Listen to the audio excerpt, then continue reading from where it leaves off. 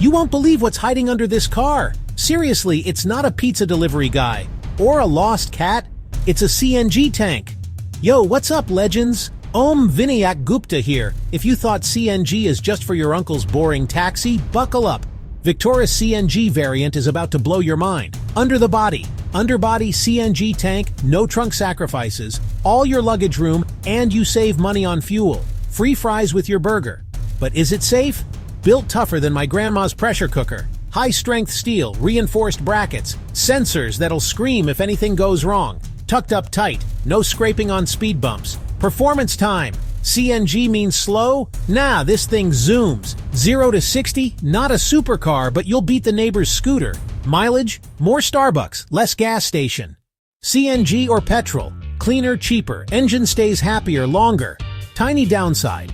Boot space. Victora's fixed it by going under. So you get the best of both worlds. Let's be real about acceleration. It's not gonna beat a Tesla, but for city driving, absolutely perfect. Highway cruising, smooth as butter. And your wallet will thank you every single day. Under the hood, everything looks stock, but you've got dual fuel flexibility. Tank capacity gives you serious range, and refueling is easier than you think.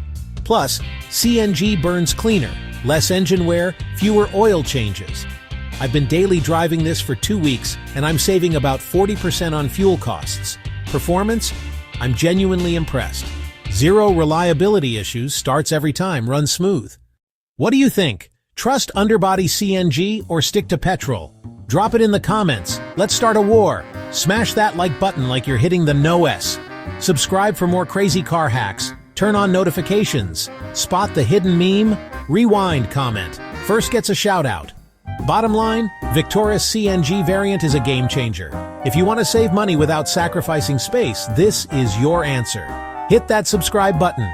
Catch you next time. Drive safe, stay quirky. Next week I'm testing something even crazier.